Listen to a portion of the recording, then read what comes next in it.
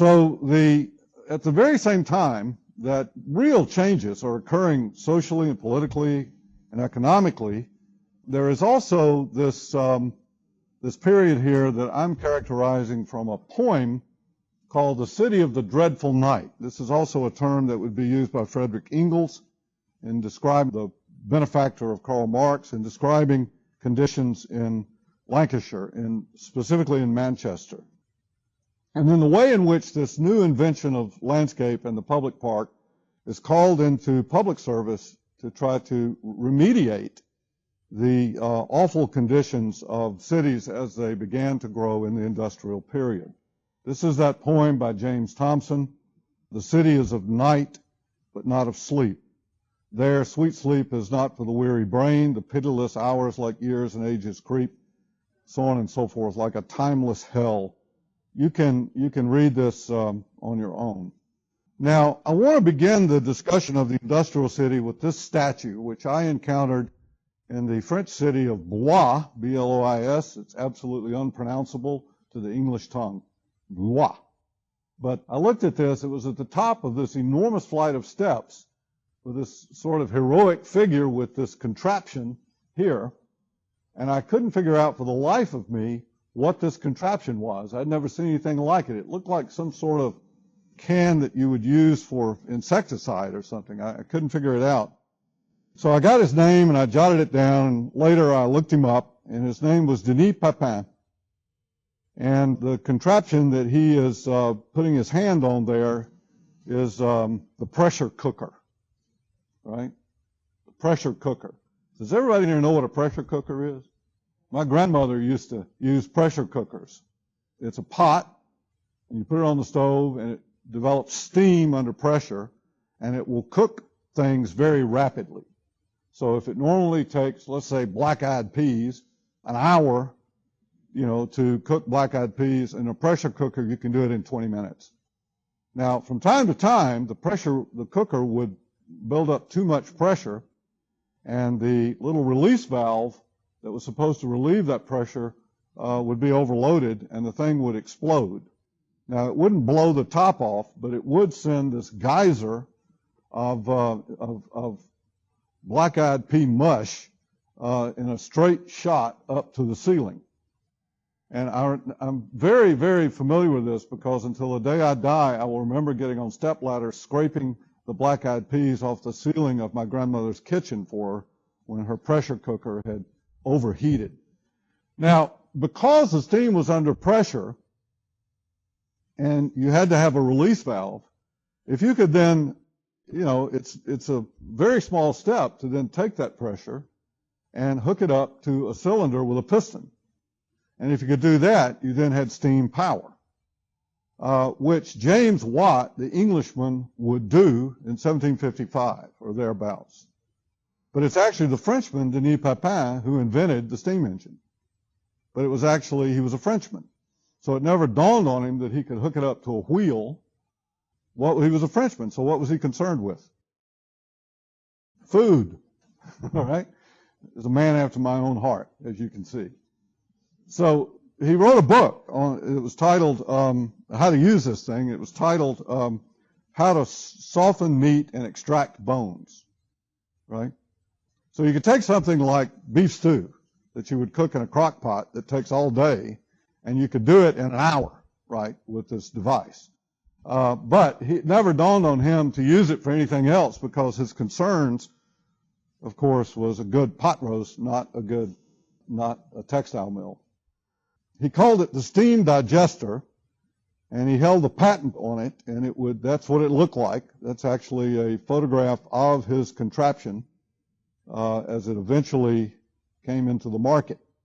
You can see how much pressure there is. Look at that lock, that clamp right there.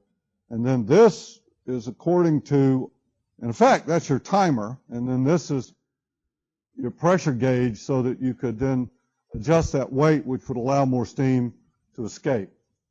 Therefore, it wouldn't explode like my grandmothers used to do. But it was the Englishman, James Watt, who never had a good meal in his life, who then figured out that you could take the steam digester of M. Papin and you could actually bleed the steam off into a piston, which could then turn a wheel. And once you could turn that wheel, then you could run machinery, including things like this, the rail car, where the steam under pressure is actually turning this piston, which turns this big flywheel, and then that flywheel, see the rod here? This piston is moving back and forward. This is on a swivel. This turns this wheel. That turns that wheel. These gears lock, and then you've got the steam locomotive. Now, at this point in time, around until the railroad came around in the 1830s, no human being had ever traveled more than 60 miles per hour. Think about that. You do that every week, right? And you don't even think about it. Going to pick somebody up at the airport. It's Saturday afternoon at 2 o'clock. If you're lucky, the Braves are not playing and the traffic is smooth. And you're driving 60 miles an hour, right? But they didn't know what would happen if a human being travels 60 miles an hour. They thought we might disintegrate or explode or something, right? A racehorse traveling, say at the Kentucky Derby or something, right, is running about 40 miles an hour. And that's as fast as any human being could go until about 1830. There are reports of people riding the train and getting off, and in the newspaper, the report is that they all seemed perfectly fine. They were sat down and had tea, and everything was fine, no ill effects. I remember my orthopedist. I had knee surgery a few years ago. It was my first MRI. This was about 20 years ago. And she was telling me that does everybody know how an MRI machine works? Right? It gets all the electrons in your body spinning in the same direction.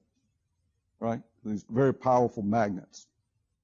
And when they began to experiment with it, and they were using rats and gophers and all kinds of things, they weren't sure that what would happen when all the electrons in your body start spinning in the same direction. They thought you might come apart, right? Same kind of thing here in the 19th century with railroads. Like most technologies, I broke down finally after I managed to wash a pair of khaki pants day before yesterday with my old Verizon flip phone in the front pocket. My old phone is now very clean, but it no longer works. And so I had to break down yesterday and go buy an iPhone, which was sort of a milestone in my life because I sound like a Luddite, but I've watched my wife with hers, and I'm convinced that if she was given a choice, if somebody came up and put a gun to her head and said, you have a choice, the life of your husband or your cell phone, she would choose to keep the cell phone, right? Because it's much more entertaining than I am. And I think these things may turn us all into complete blithering idiots by the time we're through. I told some colleagues in the College of Computing, we changed phones at Georgia Tech a number of years ago, and they said, yeah, but you'll have voice over IP and you can sync it up with your smartphone. I said, look, if I'm hooked up to one more electronic device, I'm going to jump off a building. I mean, there are times I just don't want people to know where I am, right? I want to sit down and read a book, right? I want to have a glass of iced tea. I really don't need to play Words with Friends obsessively at 3 o'clock in the morning, right? I want to sleep. So, in any event, there was, like any new technology, there was, of course, a hope that it would be applied to the problem of the day. And the problem of the day is that labor was intensive and it was backbreaking, right? Now, this rather romantic view from 1857 is sort of at the point where we've begun to romanticize a world that has passed, a kind of nostalgia for a world that has passed. As I tell people, that the savage became noble at the point that he was no longer a threat, right? As long as it's a threat, then there's nothing particularly noble about it, right? You're sort of trying to protect yourself in any way that you can. And that's what's happened here. But the point is that you didn't have, these devices had to run on rails, okay? And so that required a technology that could extrude metal, which led to things like this and this kind of architecture, right? prior to that time, no matter how much money Louis XIV had, no matter how talented André Le Nôtre and Louis Laveau were, they never could have made that wall because they couldn't have made a piece of glass that big and they couldn't extrude metal with any strength to it that length. Well, railroads changed that because suddenly you had to be able to produce enormous quantities of extruded iron. In fact, so much so that in about 1809, there was a bridge built in a little mining town in the west of England. I forget the name of that town. I need to look that up. But it was a little town, and people came from miles around, came from all over, riding this new railroad device to see this bridge, because the bridge was made with extruded iron pieces that were bolted together. And they were so proud of this bridge that they renamed their town Iron Bridge. So, you know, it's sort of like Atlanta renaming itself Spaghetti Junction or something, right? I mean, it would be sort of the equivalent of that. And there it is, actually. It's, and of course, it was a huge boom to the economy. All these tourists, hotels were built, spas, restaurants opened. And so immediately everybody got into the business of building out of structural iron, prefabricated pieces. Well, in a short period of time, the British, I should mention, passed all kinds of laws trying to protect this technology. Guess what? They failed, right? You can't do that. Sooner or later it gets out. The United States was desperate to try to, the fledgling United States, to try to figure out how to, you know, make steam engines. And people would go over and they would sort of look at these things and they would sort of try to remember how they worked, and then they would go back to their hotel and they would draw little sketches of it or something, you know. Eventually, because of that, out of ignorance and misunderstanding, this guy named Corliss created this giant steam engine here, which improved upon Watt's engine because it actually had double pistons. And so the problem was you would get condensation inside the piston in Watt's engine, which would then diminish its power. And what Corliss figured out is if you could bleed that steam out and dump it into the second piston, you could actually have two pistons running simultaneously, right? And it increased the power to the point where this thing produced 1,000 horsepower. 1,000 horsepower. This is the one from the Centennial Exposition of 1876 in what is now Fairmount Park in Philadelphia. And this was the engine that would fuel the textile industry on into the 20th century, that engine, the Corliss engine. Now, the interesting thing about an engine, a steam engine that produces 1,000 horsepower, is it takes about 2 pounds of coal, you know, a bucket, that much coal, per horsepower per day. Okay? So if you're producing 2,000 horsepower or 1,000 horsepower, you're talking about a lot of coal. And because these things would get very hungry very quickly. And thus the mining industry of the production of coal, which, well, I think the photograph speaks for itself. It's not something you would want to do, but it was something you would need to do if you needed to put food on the table for your family.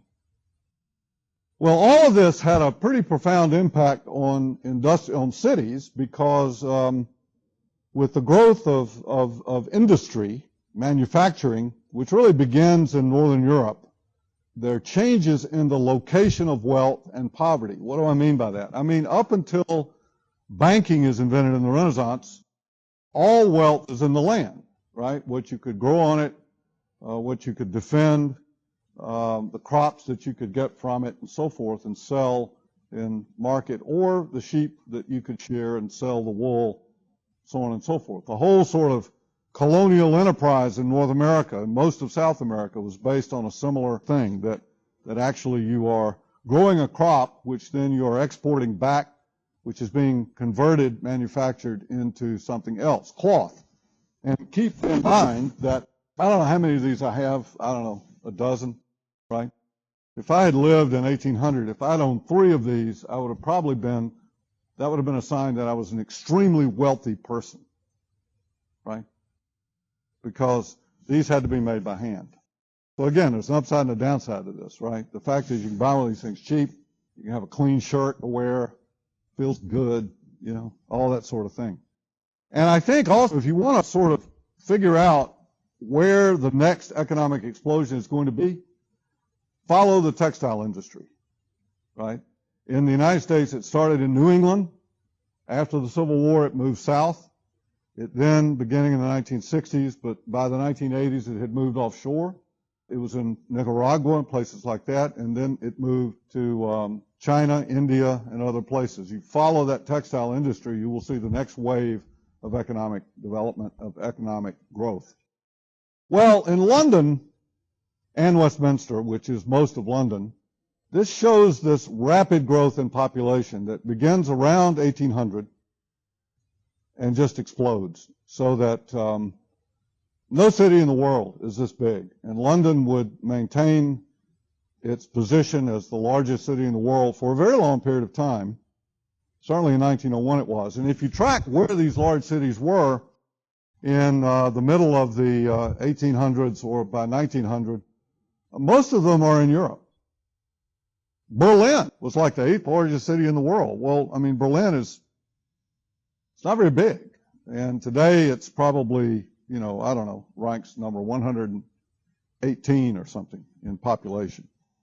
Well, London grew incredibly rapidly, and the Industrial Revolution, particularly the textile industry, these photographs are self-explanatory. That's a bobbin checker in South Carolina in 1912, up around Anderson, Greenville, Spartanburg, the textile belt there. And here in Lawrence, Massachusetts in 1909. There were no child labor laws. There was no OSHA, occupational safety, health, etc. There were no controls whatsoever, and so child labor was actually preferable because they were paid about 11.5 cents a week. And in New England, particularly if you were a farmer and you hadn't had enough sense to get out of New Hampshire and go to Ohio or Illinois or Iowa somewhere, you were still sort of trying to farm this gravelly, rocky soil. And you had a whole lot of daughters. Those are mouths to feed, and so you would basically farm your daughters out to the textile mills in Lowell or Lawrence, Massachusetts. They would then have room and board. They would earn a little bit of income that they could send back home. Then on Sunday, they got moral instruction. That was usually the contract. Why do you think small children were preferable? Not only because they earned less money, but why do you think they were preferable in a machine like this? Small hands. And typically the children would go up, when the machine would jam, the children would go up under the machine to unjam the machine. The machine would start up and it would cut off a finger, a hand, or something. And so, but there was no rule, no law, no nothing against this. And it was prevalent all over the world, and certainly in Manchester. And it produced living conditions such as this New York tenement house that we see here on the left, which we'll come to more in a moment, and the Red Hill Mills here in Yorkshire in the east of England, northeast of England. Well, in cities like London, which were now growing by leaps and bounds, there had also been a lot of land reform that closed the old commons that peasants had been able to graze their milk cows on and so forth. Thus, people came into the cities looking for work. There were no land use controls, so there was no zoning of any kind, and you could have a mortuary next to an apartment building, next to a brewery, next to a school. Right? There was no sort of designation of where incompatible land uses might need to locate. This is London, 1846, the Lion Street Brewery, which was next to a pickle factory. And all of this went into these cesspits. All the waste material went into cesspits that were in courtyards behind the buildings. They weren't connected to sewers. London did not have an encapsulated sewer system until the second half of the 19th century. So most of this waste material simply went into sewers. Conditions became very overcrowded. There were an enormous homeless population. charitable organizations created like the Salvation Army, the Young Men's Christian Association, YMCA, and so forth. And a lot of churches and other things got into the act, creating these workhouses where people would live, and then they would work making brooms or making something. Adults here, as well as men, women, typically separate. And this is actually showing, I think, the St. George's workhouse here, which was near Golden Square. St. Giles workhouse.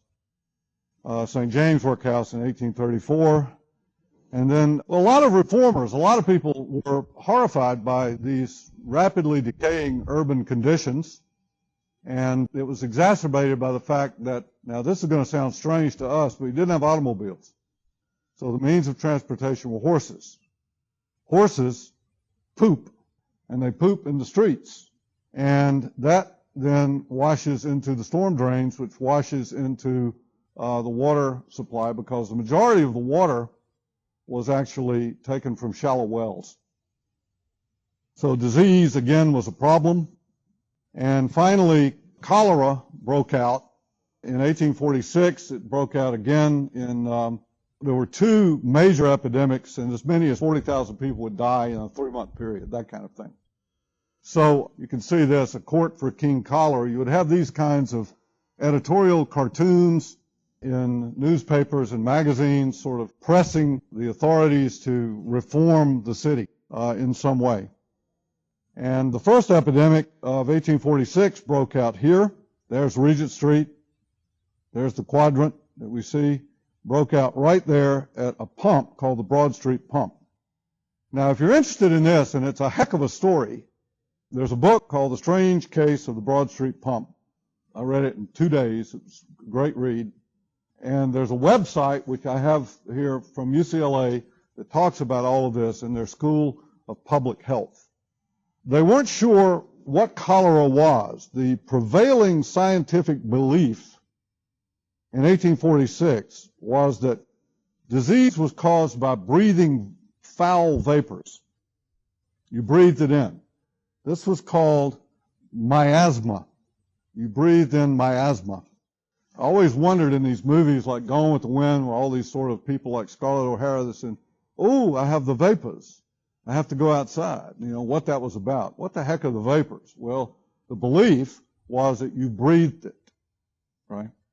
It was a man named John Snow, who was a doctor, who hypothesized and ultimately proved that cholera was a small organism, microscopic organism, that was contained in dirty water, right? And by drinking this water, it gave you the disease. The breakthrough came when he tracked people who had contracted cholera, and then he tracked their movements. And there were a set of sisters who had gone to visit their aunt, and one of the sisters had tea, but the other one did not. And both the aunt and the sister, they just had lemonade, and therefore the water had not been boiled. And because the water had not been boiled, the two who had the lemonade actually contracted cholera, right? Which put him on to the fact that it was in the water. But everybody thought he was actually almost expelled from the Royal Society because of his theories. He published this. Well, this was the location of this pump. Now, what had happened is that the well casing was made of brick, and the mortar had disintegrated. And so the cesspit, where all the human waste, you die from cholera from dehydration. You expel, your body, like food poisoning, simply expels everything in it, and you die from dehydration. And so you'd have sheets and so forth that would be soaked with the bodily fluids. You would take all that stuff up, and rather than burning it, boiling it, you would just throw it in the cesspit, right? All of that then leaked out and through the well casing of this pump. And the way that John Snow actually zeroed in on this was what I think may be the first use of geographic information systems. There's the pump, which is now a monument, believe it or not. And across the street is the John Snow Pub, right? So you have to go in and raise a pint to John Snow, the grandfather of public health, modern public health. the way he did this is that he tracked it and mapped cholera outbreaks. And he noticed in certain areas there was almost no cholera at all, and in other areas there were very high incidences of cholera. So he kind of zeroed in on where the high incidences were, and he came to the conclusion that ground zero was this pump right here, and that everybody in this building had died of cholera. Each bar, each line represents a death from cholera.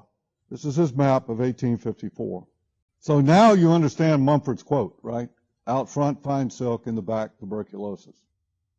Well, London at this time was common, actually, all around the world.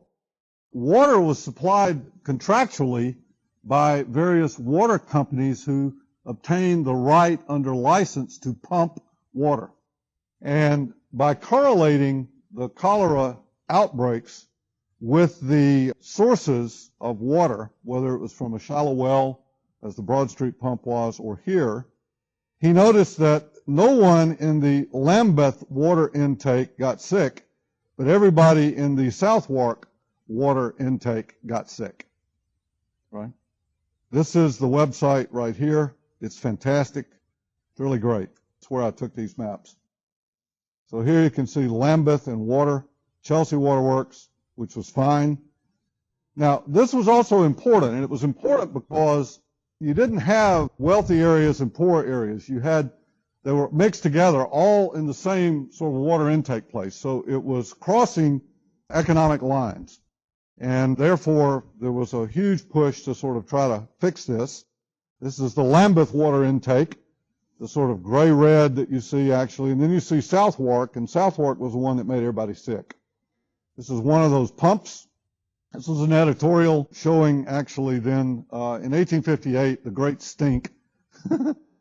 And you'll see sort of early photographs of women with children, and they've got masks on because they're afraid they're going to breathe in the miasma. This is the Thames, right?